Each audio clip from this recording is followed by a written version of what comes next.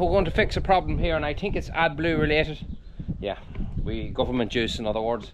We have what I think is a temperature sender issue. It happened before we bought this tractor. It happened shortly, a couple of days literally after we bought it. The guys had to come out and replace, I think there's one on the top as well of that stack, and one on the bottom, and the one on the bottom seems to be the one that's gone. We have a code coming up, 4363 or something like that. I know it's a 43 anyway, 63 or 53 or something like that. So Google searched it up and that came up as temperature heat sensor. But I'm planning on slurrying tomorrow and the next day, getting 2 full days. I want to get the mixer on the tractor tonight and get the tanks mixed, that I'm ready to go in the morning, Monday morning, first thing, and get at it, because I need to get it out of the way. I've just so much other work to do. So no time like the present. It's just gone 2:30 now, and hopefully I can get this done without too much hassle.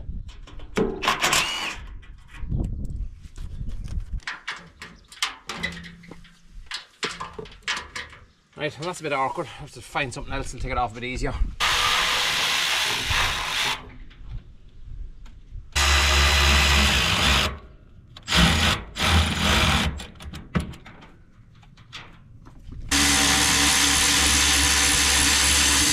There's always one that won't loosen.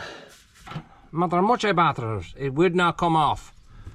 So I'm going to rescue myself by saying I'm leaving it there on purpose, because I think I've realised that you don't actually need to take that whole stack off. Just the ones I did open. Yeah. But here's the wires coming up here behind a heat shield. I don't see anything on the bottom. I don't see anything at all on the bottom unless I'm missing something. But up here at the top, we have 2 sensors. I was told there's 2 sensors in these, one top, one bottom. So there's one on the top, there's one on the bottom. I thought the bottom, meant at the very bottom of the stack. Yeah, I think I made a bit of a mistake. I quite possibly did not have to touch any of this, because I just looked down here underneath all this cobwebs and crap. There's a rubber seal there, and there's the sensor coming out of there. Now, I don't know where the plug is. Oh, there's it in there, the plug moving. It looks exactly like what I have, and it's on the bottom where I was told. I didn't look right, and that'd mean I wouldn't have to touch any of this. Oh Lord. If someone can make up an excuse that I can use why I took it off, please do put it in the comment section below and not make me feel just as bad, and I'll use it the next time it happens. But anyway, I'm going to open this up here. Very loose little wires holding it on, and I'm going to take this out. This would have been so simple. Right out here.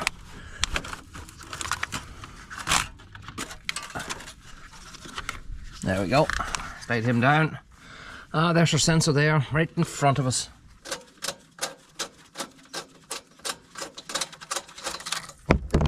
I didn't mean to hit you in the face there. So there is our sensor. God, it's very dirty. I wonder if you cleaned it, would it fix it? They say not, but that's just a rod. I don't know. Right, a new sensor coming up here now. Let's join this in first. Oh, there's big hands. Oh, it's the wrong way around. Should have to be. Oh, get together. Go on, go on, go on. Who are you? So I'm trying to keep my paws off this bugger in case it's sensitive. God knows all these electrics seem to be very sensitive, but I'm trying to keep my paws off it to not put my paws exactly on that there. So that's the new sensor there. It doesn't look much different than another one, does it? Let's throw it on.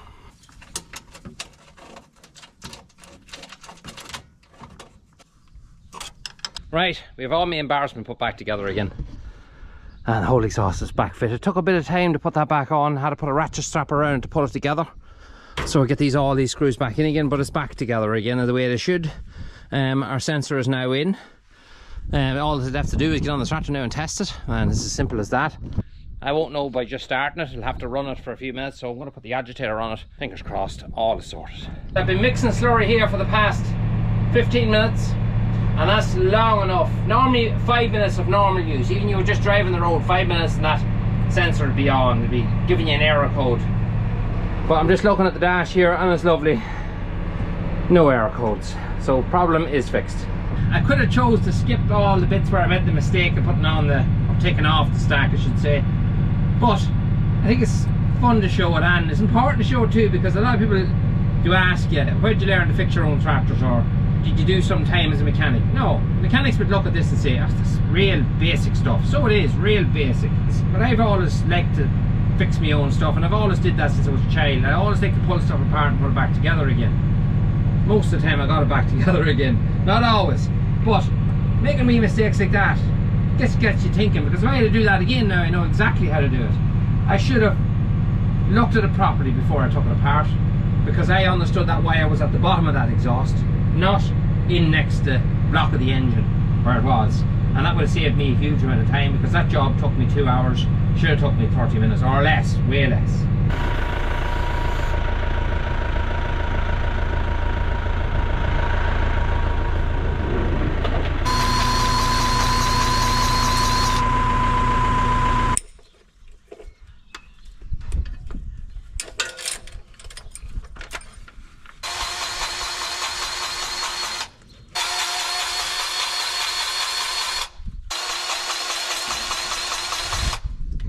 Right, so we got our mower back on. It's the first time of the year and it's very late compared to other years, but we couldn't do anything out in our paddocks before this. So our mower's back on, we're just greasing it up. I have checked all the blades. The bed is 100% on it there. The blades were all changed last year, and the oil in the bed was changed last year as well, and the gearbox oil. So everything's good to go. The only other thing I have to do here is put a little bit of white grease on these little rollers here. And one other thing is this guard here has pulled apart. It's just starting to come apart, so we want to solve that as well. So we'll take it up to the workshop here just before we go topping, and we'll solve all that. Just at the tip of the impact there, you can see there's a nipple. So this is in the wrong place, because there's a hole here that's supposed to be to allow you to grease that. I'm feeling that's the reason why it keeps popping off. It's just not on the right place.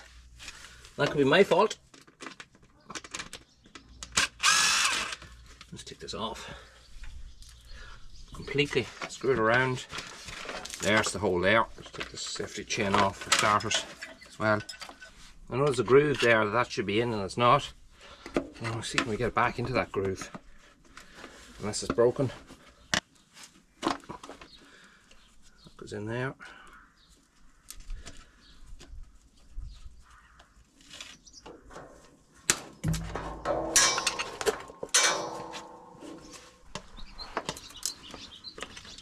Yeah, this comes over this.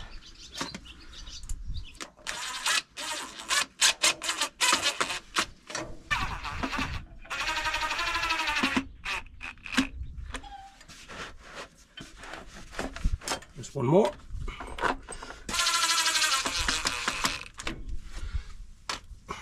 Alright, put this side back on again. And it's only a cable tie that holds this, or a GB clip, whichever. As long as it stays over it, that's all that matters. So normally cable tie does the job well. There. Right, so that's that fixed. That was probably put on wrong the last time. We had a notice trouble with this shaft before. This is actually a brand new shaft. Cost an absolute fortune because there's a clutch in it.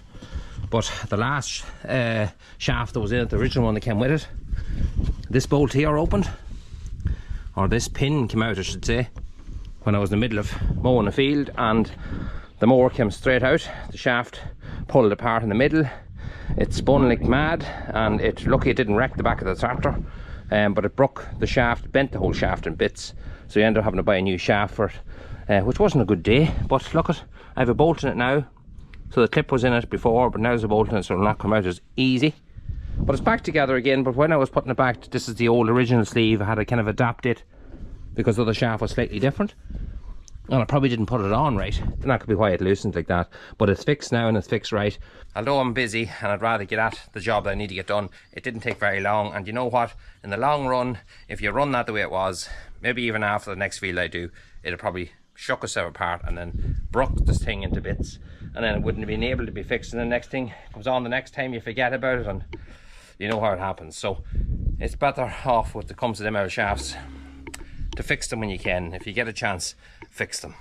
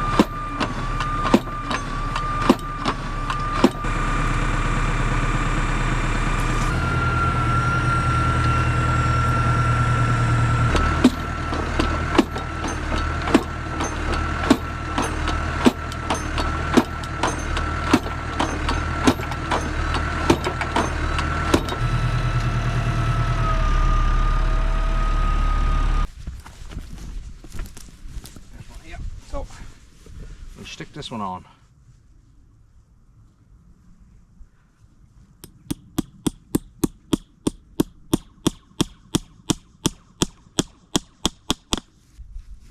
I could have done with my drill, just didn't think about bringing it. The tractor's great and all, but it doesn't howl very much stuff.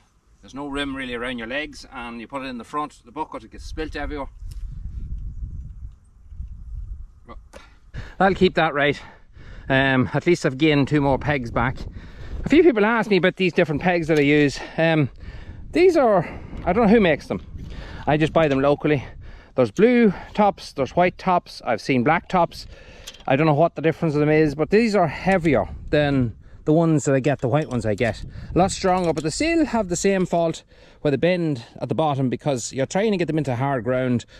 I know it's probably time consuming, but I wish they would put a pint on them, because a pint makes a hell of a difference. So these are relatively new. The dry ground has left them that they're twisted already. What I will do is I'm going to put a pint in each one of those. I have it in all the other ones. Makes a serious difference when the ground is dry.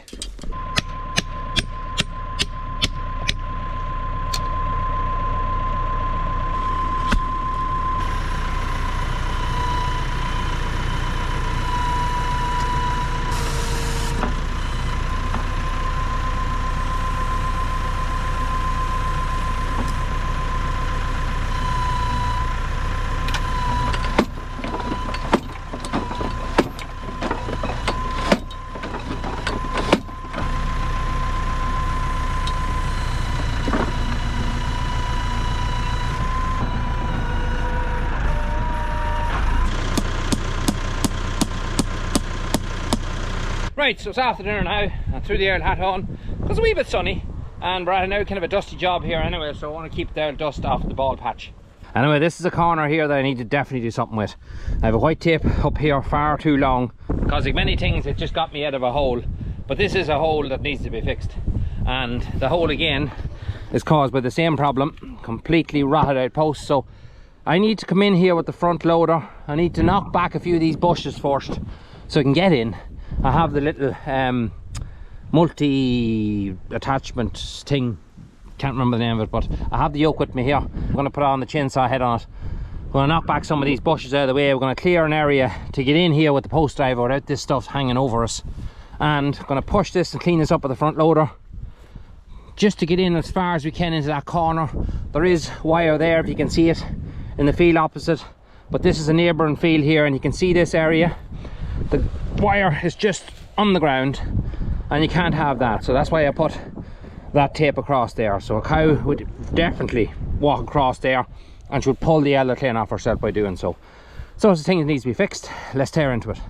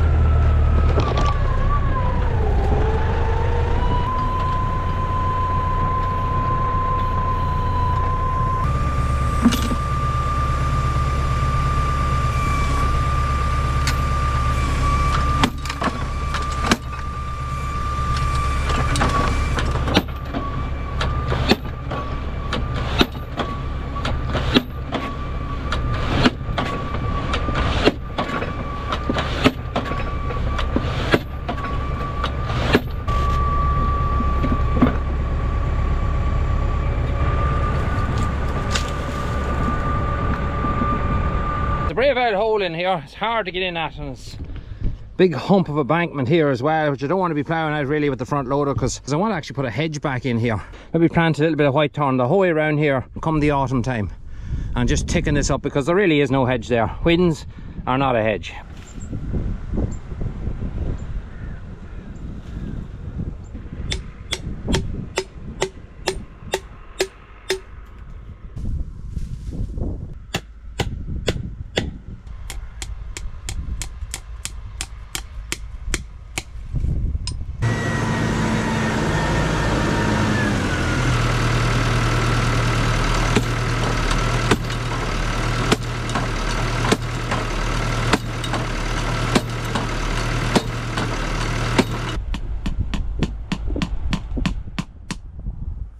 It's alright. It's not the prettiest job in the world, but it's secure. So that white tape that I had across here, I'm going to leave that up there. I'm going to sprinkle some grass seed on that there and just let it grow back up again. And that way it'll keep them from itching at it for now. But they'll always want to itch at it once there's a bit of embankment there. So a hedge is what will cure that. More permanent than any wire. You cannot beat a good hedge. But for now, it's another little job ticked off the list. There's several more to go, but I think you see enough fencing for the day. I'm going to go over and put on the shear grab, lift all these old bushes here and tidy that all up and call it a day. I was looking up at the sky. Look at that cloud. It's tough looking, but it give dry today, dry tomorrow, and possibly dry most of the day on Friday. So I was contemplating mowing some of our second cut, some of it, not at all, because it's not guaranteed dry. There's chances of very heavy showers, and then next week was supposed to be a good week, and now they're saying it's a washout. Saturday is supposed to be 19 mil of rain, Wednesday next week is supposed to be 20 mil of rain, and then all the days in between are supposed to be overcast and fairly dull and heavy showers. It's just a broken spell at a bad time, but it will pick itself up hopefully soon. I would like to get my second cut off the ground now, because I want to do a third cut, and it's out wiry stuff as well, some of it, and I just want to get it cleaned off the ground so we can encourage, seeing there is a nice bit of growth, maybe a better quality third cut. But look at, we'll just have to go whatever way it works. Anyway, we have a little thing to play with at home as well, which will help with our silage this year, sitting in the yard, so I'm looking forward to getting trying that. I also go in tomorrow morning to look at a water pump for the well. I hopefully will buy the one that I'm looking at, and we'll get back to that as well, get that up and running. So anyway, thanks very much for watching as always. Talk to you next one.